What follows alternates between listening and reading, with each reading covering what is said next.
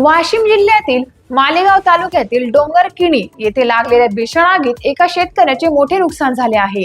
या दुर्दैवी घटनेत 3 बैलांचा होरपळून मृत्यू झाला असून एक बैल गंभीर जखमी झाला आहे। महसूल प्रशासनाच्या प्राथमिक अंदाजानुसार या आगीत तब्बल 6,38,000 रुपयांचे नुकसान झाले असावे।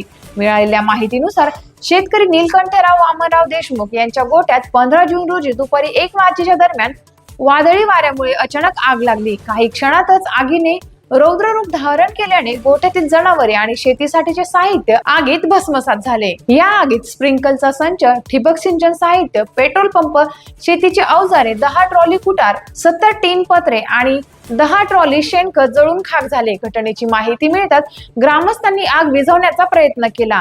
त्यानंतर मालेगाव नगरपंचायतीचे अग्निशमक दल घटनास्थळी दाखल झाले आणि आग आटोक्यात आणली। महसूल विभागाने पंचनामा करून नुकसानीचा अहवाल सादर केला आहे। दरम्यान पीडित शेतकऱ्याला शासनाकडून तातडीने आर्थिक मदत मिळावी अशी मागणी ग्रामस्थांकडून करण्यात येत आहे। टाइम्स ऑफ महाराष्ट्र साठी वाशिम जिल्हा प्रतिनिधी सारनाथ अवचार यांचा रिपोर्ट।